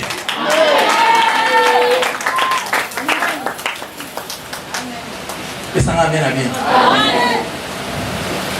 Tout homme de Dieu qui travaille pour Dieu, il fera pour que l'âme soit sauvée. Amen. Parce que sacrifice Yesu salaka, maman ngomba, biso na église kingana, tu as un souci moko. Et tant qu'il y a qui nango, et tu as la bonne côté. Il faut histoire à citer ça. Il y a un moment où il faut que tu aies un peu de temps na kambo, oh et comme mabo, et même un changement dans la vie. C'est à cause de cela que tu as qui na vie à ma vie, mais tant que comme une église, vie et ça échanger. Ce n'est pas le problème de la chair, c'est l'âme. Que le Seigneur localise. Tant que Yesu azoteya, maman wana vandi na liboso, azaka kumbe, ke ova na kita liboso. Vanda au, vanda. Ça les fort vanda, zalaka ndema. Mais c'est comme la vie. Asa l'aise. Ne on va nous à l'aise. Bloqué. Yesu azoteya, oteya. Attends la maman fort na vie. Qu'est-ce qui se passe avec cette femme? Nous sommes venus pour formater, il faut voir. Aboua kabisu bondenga mona ki mwana mpunda na basimo. Atala na zamba. Ati satana mote mama. Na bakango la mite. Yesu aye a commis place maman zalaki. Aïcha vi moi si alobi to biki. Alobi moi si lelo o kango la. Bana nzambe bateli. Yo. C'est là que nous devons lier. Nana Kamola Mate. Moi, Abraham. Donc, on a dit, on a banana pesa vie n'a pas na Yesu. Nando on a mana ça la Yesu. Nous avons eu ça matin que nana c'est pour la nation. Et ça m'a mené. Oh mon lit mon ami kanama et kanama. Ouais. Mais quand tu regardes sa vie là, tu vois qu'il a des problèmes. Et là, il a dit dans le lait. Mais dans secret, il y a des sécurités. Le lait, il n'y a pas. Pendant le temps de la télé, il n'y a pas de prisonnier. Est-ce qu'on a place à Kanama? Moi, je suis à Belaka. Quand même Salomon, le bâti, moi, ils ont tout droit. Exact. À ça, là, il y a pas de long film, c'est mon dîner. Il y a le bon niveau. Oh, il y a bon les années dans mon atteint. Mais nga na omona mwana mwasi mama o satana alinga ye basinga akanga ye ça fait combien 18 ans ndé tiré ya malade ça dit banda mukolo malade bandaka et bandaka mukolo ke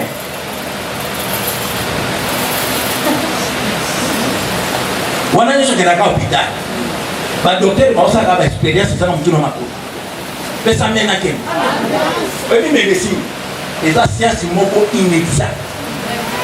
Il y a un moment où il va changer, il va quitter, il va les battre. Il va pécher, qui s'est liboso, dans mon poste, na plainte, na mon changement, de longoli oyo, si vous banda pour soi oyo.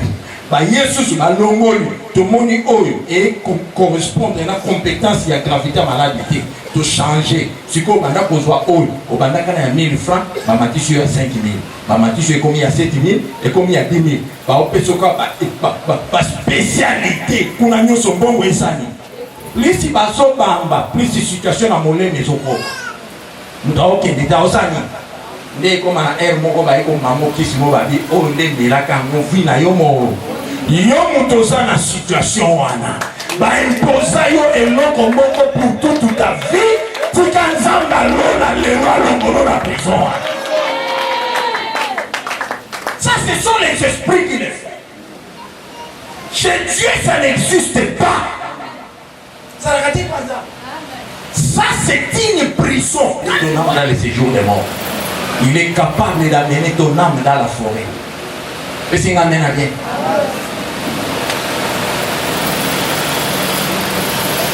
Je vous ai parlé d'une sœur que Dieu a révélée. Elle est ici à Kinshasa, mais l'Esprit de Dieu l'a menée dans leur village. Elle s'est vue sur un arbre, bakangier. Attention, mon témoignage, ce sont des choses qu'il faut témoigner pour pas que tu sois la malade. Dans ma fongola, il y a un qui s'est dans le village. À mon niveau, on est sur la tanda, ma bakanga, mon a joué serviteur à la place de Bozala. Mais à Yebi village, c'était Banda Kotama. Mais Jésus l'a pris là, mené au village, il a montré l'état de son âme. Là où tout le monde est bloqué. Mais ici, dans le monde réel, on va vivre la réalité. Mais qu'est-ce qui se passe chez nous? Nous avons sur le plan spirituel. Heureusement qu'elle a trouvé grâce. Il y a l'eau. Et ça m'a mis à dire. T'es un beau samedi. Et ça m'a mis à dire. Par le biais de 18 ans, il y a bien un sang qui s'est bambou, la nuit, on se bat pour attaquer la situation. Et bah, ça m'attend au fond, la foi en bas. Et c'est un amène à dire. Yesu tama soya aota na nzoto te. Yesu asoluka oyo miso moni ate. Molimo na molema eza na eta. Nzokande mamu bakanga ye basinga position bakangela ye basinga ezoko se manifester na nzoto. Alléluia. Au moins na mutu mususu ye ata kote ye ndenge nini. Mwayati ke kobo ezate pona ya mona mondire eza bapete nzokande molimo eza kati na yo tangu na mebimite mwa yo zwa debu ya ekobo ezate ya mona mtakwera ata bate ata ake mangengenge asali une semaine na mangenge soki azongi après 4 jours oyo kakwe pesa mena ke ata biso toyebaka te mais nzambe ayebi pesa mene ko ata biso toyebi te eza na nzambe amonaka na sekuru amonaki molema mamoni ayebi combien de fois koyaka par mois mais à l'église bima ange pesa na mena bien nzambe ayebi mais eza yo te ya molimo tika nzambe asala biso ngolu lelo yango moni Marie bato nyonso na banganga nzambe par moi sur aza mwasi ya vie ya mabe toyebi azaka lu ntango bato bazodisqualifie ye Yesu ayokele mawa. Jésus ne voit pas Marie comme pique. Jésus voit Marie comme une servante de Dieu. Mais Marie est animée par des esprits qui se sont attachés à son âme. Parce qu'elle s'est humiliée, Bible lobby, l'accord du pardon a mené la délivrance. La Bible dit quand Jésus lui dit tous tes péchés te sont pardonnés, les 7 démons au Bazako c'est qui dumba bakena te basani. Babima 7 tana mwana mwasi ana 7 démons. C'est-à-dire chaque jour démons moko il faut satisfaire. C'est même les gens à combien de jours? C'est-à-dire chaque jour il faut démons azala. Nomoni bana batio yo yemo kwa bimaka afongoli fenêtre abolo kwa mobali yemo. Je te parle des choses que j'ai vues. Mais c'est bien. Il y a ceux-là qui sont aujourd'hui libres et qui sont libérés. Mais c'était ça leur vie. On nous a dit, papa, on a 22 heures. Au moins, il pense, et si matin, on a venu la montée de Sabayana, il y a pardon. On dit, il y a pardon. Na oyo ka bien. Na mona ofu. Esa ma mera bien. Muto omona ngoke yemta osala. Nzoka nani osala katines. Ne mari ya moni na banganga nzambe bayebaka kaza ndumba. Na bakulumera veni. Ba oye disanye su mwanjo azalaka. Pour chaque jour du lundi au lundi, il faut qu'on ait écho. Parce que chaque molime a mari les ménages. Et bien, et ça, nous autres noté, les rapports et les relations se font avec ton âme. Parce que ça, esprit, oya kangama na molema na yo, yende akomisa yo mwasi asepelisa kaba posa na yepa na yo. No moni yo olani, nzoto elani oza yo moko. Mais na pongi no zolota, osangana na mwasi tona mobile. C'est-à-dire, c'est ton âme qui fait les rapports. Maintenant, quand cet esprit vient faire les rapports avec toi, vous savez ce qu'il laisse en toi? La saleté. C'est pourquoi l'âme qui fait un rapport avec un esprit, son âme d'office devient souillée. Voilà pourquoi au moment des années, ceux qui passent une promesse à bien, tous les cambabiers, les comme il faut na pour toi na l'autre mari de nous. Mari de nous a eu au pays qui s'est pas collé pour te moi et l'autre on est à sous. Soit il faut à l'autre femme de nous. Et bien, si ma cambounion, n'a pas promesse à toi qui m'a assis dans le feu. Parce que bazoya nous autres noté, nous autres ils ont un problème que bango ba luka de molema. Parce que la bénédiction ne cherche pas la chair, la bénédiction cherche l'âme. Les mages n'ont pas allé vers le bébé, mais c'est l'étoile qui les a tirés vers eux. Quand ton âme est essuyée, ton étoile est étouffée. Moyen genga, c'est un poulot. Et puis là, ce que tu l'air ya noir, tu pacoli yango et briller sur vous. Lumière est comme et tout. C'est ça là. Ce qui âme na yo satana pacoli yango poto poto. Moyen au briller, exact. No moni motu. Makambo nyonso ya malamu comme qui mo musika. Parce que molema no kasi bakangi yango bapakoli yango poto bapakoli yango salité. Si on peut au monde clair, il faut molema no kangola. Et Jésus vient et il touche la femme et dit aujourd'hui tu es délivré. Est-ce que vous avez pas kaya moi na moi sur azara maladie mais Satan ande akanga ibasi.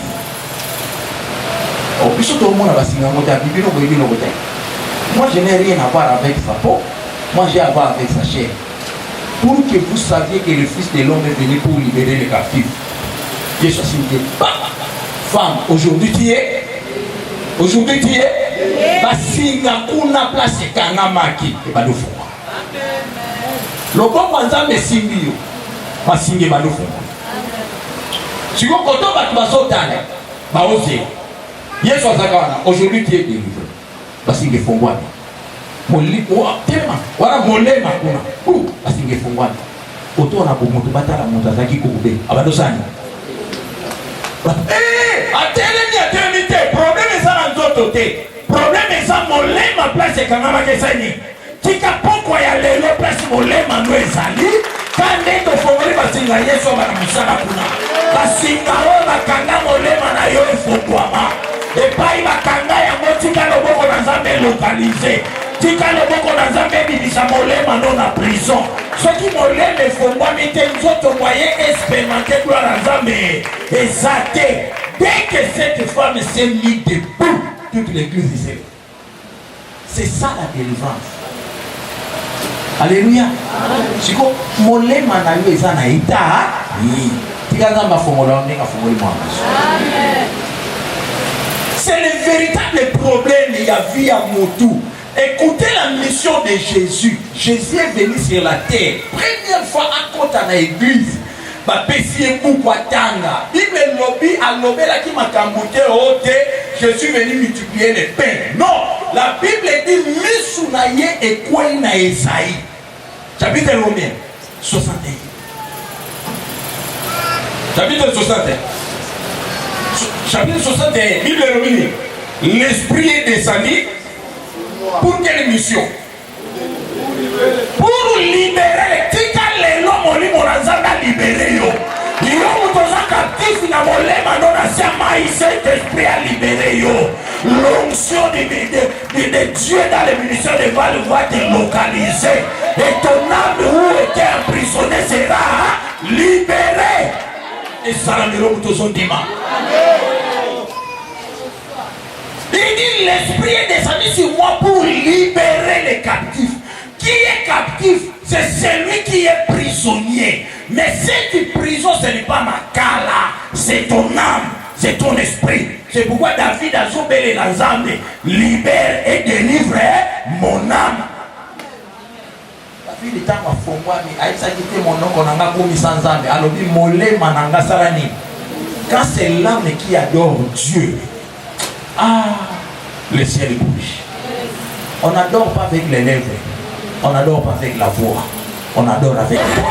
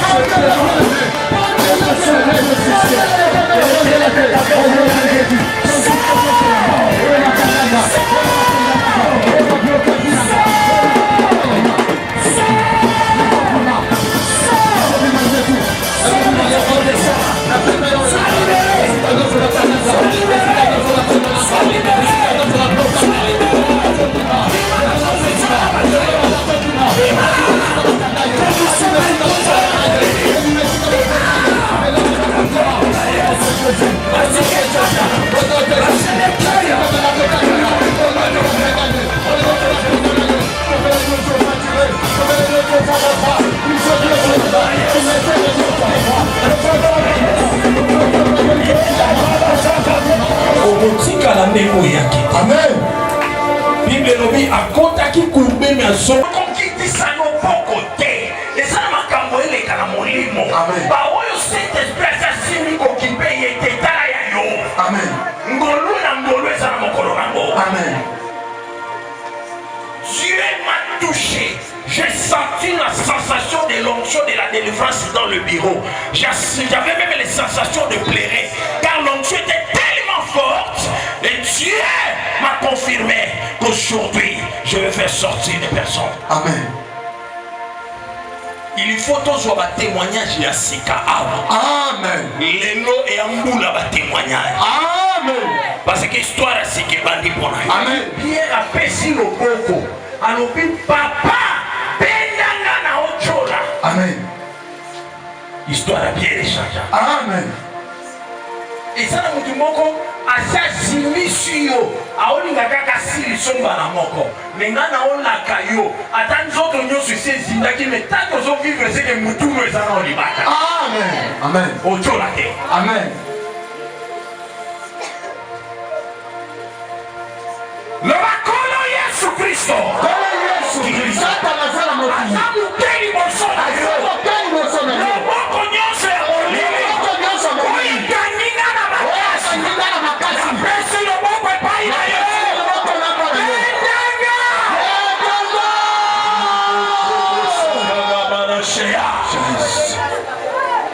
Ikeba saka goboro shana. Rende kebe saka goboro shana. Amen. Ikoka basaka goboro shaya da kabara seke.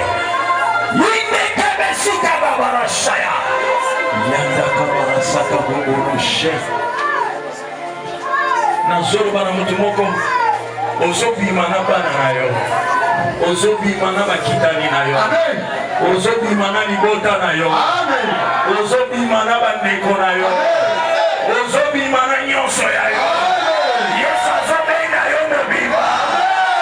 Mobima ya ndamoteme mobima. Eloko no moko totikala kuna te. Amen. Pierre abima na biloko ne nyonso. Amen. Israel ebima na biloko ne nyonso. Amen. Loboko na Nzambe soki ebendi yo eloko ekotikala ezali. Yesu maye sanza yo. Amen. Mabele sanza yo. Amen. Nalobi Nzambe sanza yo. Wane sanza yo. Lulangi wane sanza yo. Yoka oya mela bino nyonso sanza yo. Amen. Na bandeli histoire na yo ezo changer. Amen. Mais situation na yo ezo changer. Amen. Bible nous dit les malheurs ne régneront pas toujours. Amen. Père, je lève ma main vers toi. Ça ne sera pas par mon pouvoir, par mon nom, mais par ton nom. Amen. Les démons te connaissent. Amen. Les diables ne créent personne si ce n'est toi. L'ange était devant Josué. Le diable lui avait résisté. Mais lorsque toi tu avais crié depuis le ciel, le diable avait pris fuite. Je lève ma main comme un simple représentant, un simple ange devant tes enfants. Je crie à toi, Père, libère tes enfants. Amen. Libère tes enfants. Amen. Libère tes enfants. Amen. Libère tes enfants. Amen. Libère tes enfants. Uka loboko wa Satana. Uka loboko wa Satana. Amen. Wekanga batelema. Amen. Epai banandisaki bango batelema. Amen. Epai bakundaki bango batelema babima. Amen. L'histoire est changée. Amen. Situation peut échanger. Amen. Biso totatola yo. Amen. Na élevé au likolo na nyonso. Merci pour salir yango. Amen. Na kombo na Yesu aza mokonzi mobikisi na biso. Tolobi amen. Shalom, shalom peuple de Dieu. Par la grâce de Dieu, nous mettons nos vidéos des cultes d'enseignement, d'adoration et des émissions chrétiennes sur notre chaîne Ministère de Val TV. Suivez-nous aussi sur les réseaux sociaux, Facebook en live, WhatsApp, Instagram. Je vous prie de rejoindre la grande famille du ministère de Voile en vous abonnant massivement et partagez pour qu'un grand nombre soit édifié et sauvé. Que Dieu vous bénisse au nom de Jésus-Christ. Amen. Voyons Jésus.